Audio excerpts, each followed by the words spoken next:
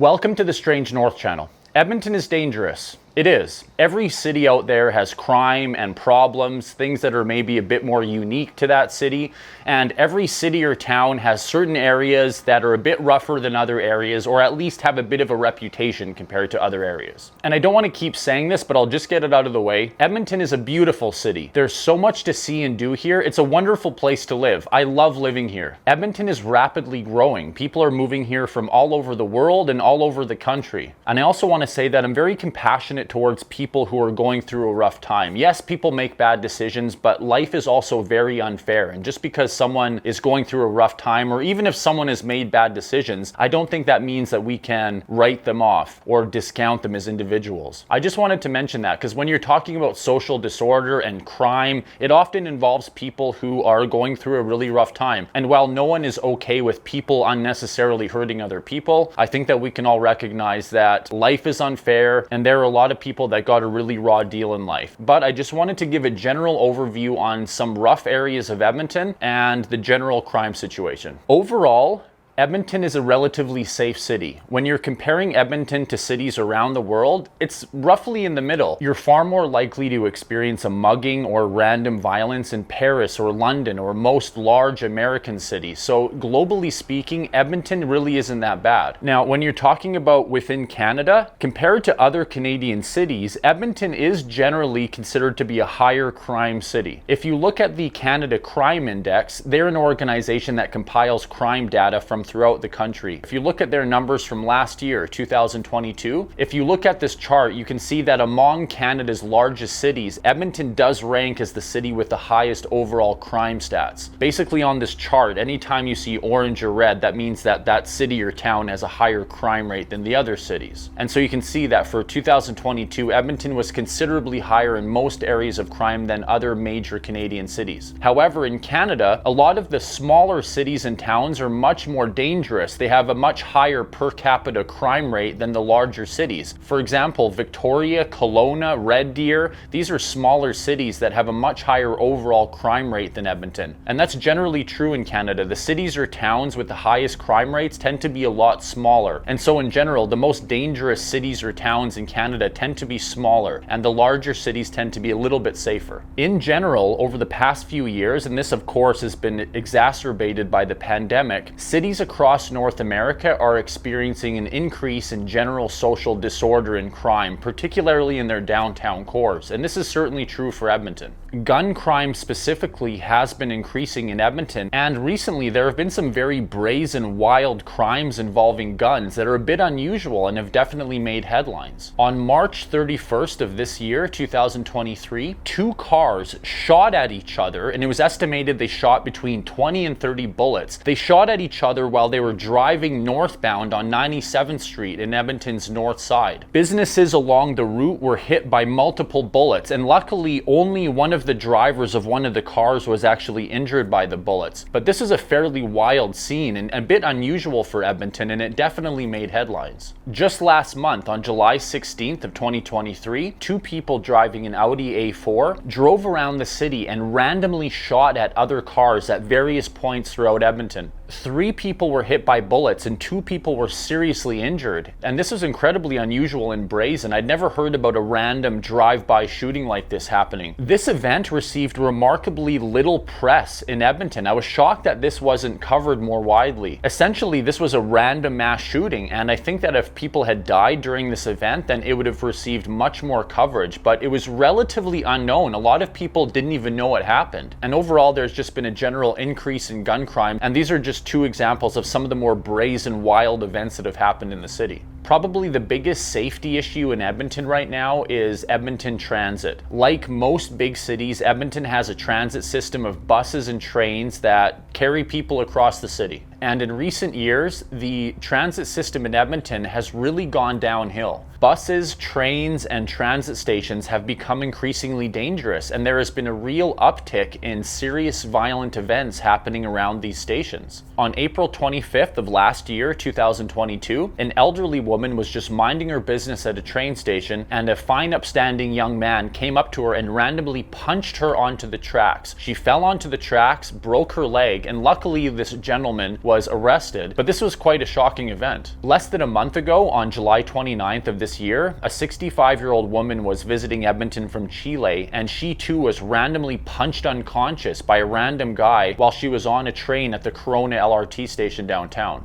And just last month, on July 9th, a 52-year-old man was randomly stabbed to death at the Belvedere LRT station. This 52-year-old man was a father of 7, and he had moved himself and his entire family to Edmonton from the Congo to escape conflict in that country. And he ends up getting randomly stabbed to death at a train station in our city. There have been many other violent events happening around transit, but these are a few that really highlight the severity of some of the things that are happening right now. Things are getting so bad on transit that just last month on July 12th, the Edmonton Police Service put out a notice advising that people use extreme caution when using the transit system. Now, personally, I don't take transit very often. Edmonton is a city where you really want to have a car eventually if you're going to live here long term. Our transit system in terms of coverage is pretty good, but I think in general, if you're going to be living in Edmonton, it's good to look at getting a vehicle at some point. But I do occasionally use transit, and I've used Edmonton Transit a ton in my earlier years. And I can honestly say that as the years went on, it seemed to be slowly degrading and getting a little bit more sketchy. And I recognize that it's a reality that many people have to take transit, especially if you're new to Edmonton. You're probably going to be taking the train or the bus at some point. My general advice, again, this is very general advice, but I would advise that people not take Edmonton Transit past 4 p.m. or so. It really seems like the vibe on the buses and trains is a lot better earlier in the day, and things just get a bit more sketchy in the evening, and certainly after dark. I'm sure that roughly applies to most cities and most transit systems, but definitely in Edmonton, I would highly advise that you avoid transit at night. It's one thing if you're taking the train to go to an event at Rogers Arena, for example, and there's a bunch of people there. And in that case, it's not really that dangerous. But especially if you're in a remote area of the city and you're taking the bus or the train at night, you're probably going to be okay, but it definitely increases the risks that you may run into. I also wanted to touch on specific areas of Edmonton that are more dangerous than others. Again, I'm speaking in generalities. This doesn't apply all the time, and I'm sure someone living in Edmonton is going to disagree with one or two of these. But honestly, this is a good overview of areas of the city that have a bit more of a rough reputation than others, and some specific streets that have a bit of a sketchy vibe. So roughly speaking, Edmonton has a north side and a south side. The North Saskatchewan River cuts through the middle of the city, and so people in Edmonton refer to the north side or the south side of Edmonton. In general,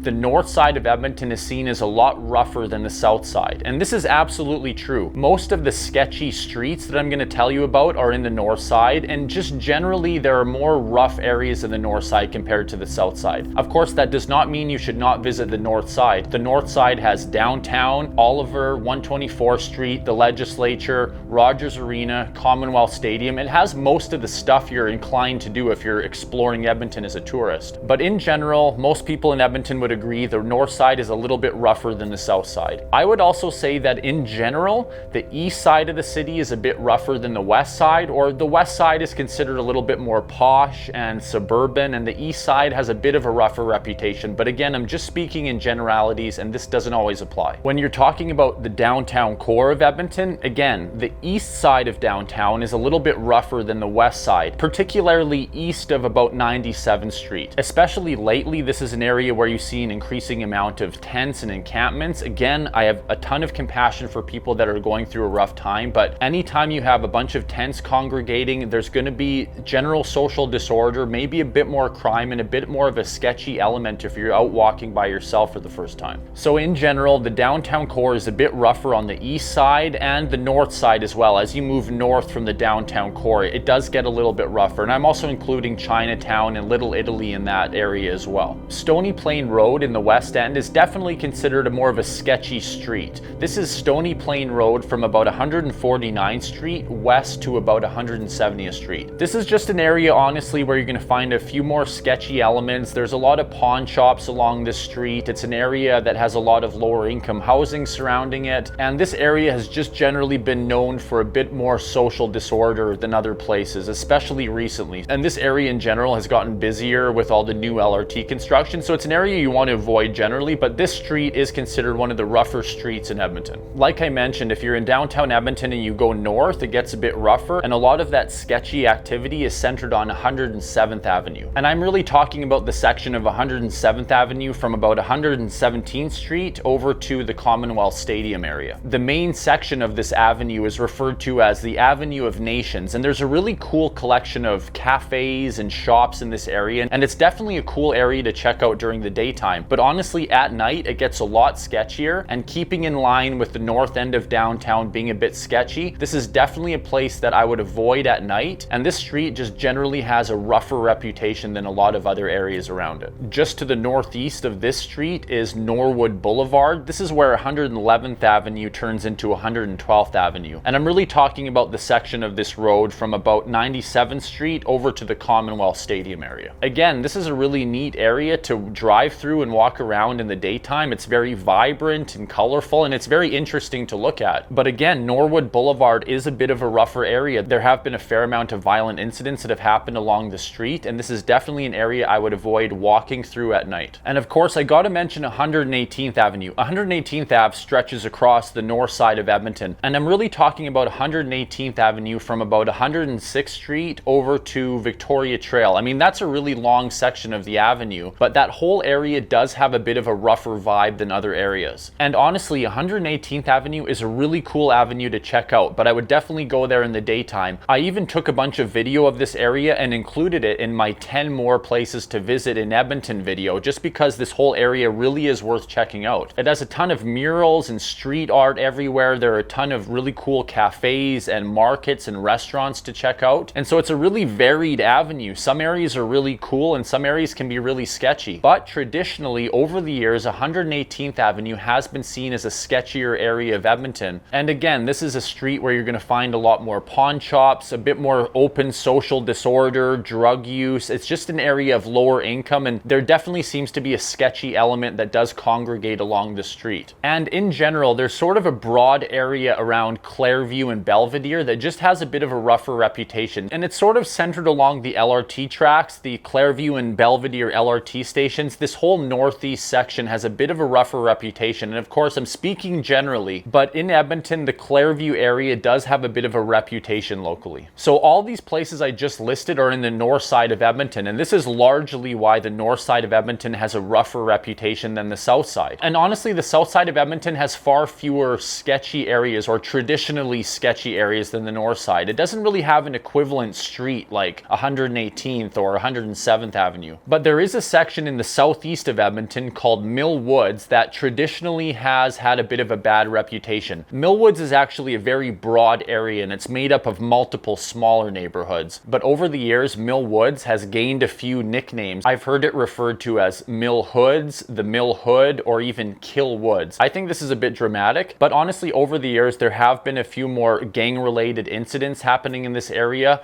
and it is known as a bit of a rougher area in the south side of Edmonton. And again, I'll say I'm speaking in generalities, and no area is 100% good or bad, and some of the places I listed are really cool, and you're going to get a real variety of people living in any of those places. But that should give you a good overview of some areas of Edmonton you might want to avoid, especially at night. And I made this video specifically thinking about people that are new to Edmonton or who plan on visiting or moving here at some point in the future, just because I think it could be very useful to know some of the rougher areas of a city before you get there. And I'll say it again, Edmonton is really a beautiful city. It's growing rapidly. People are moving here from all over the world, all over Canada, and there's just a ton to see and do here. And even visually, Edmonton is a very beautiful city. And so I hope this video helps give you a more balanced overview of living in Edmonton. If you watched this far, thank you very much. And if you're interested in watching more of my videos, please subscribe to my channel. I'm going to be uploading at least one new video per week. And if you got some value out of this one, please give it a like. I'm just starting out on YouTube and I can definitely use all the help I can get. Thank you very much for watching. I hope you have a great day, and I look forward to seeing you next time on the Strange North channel.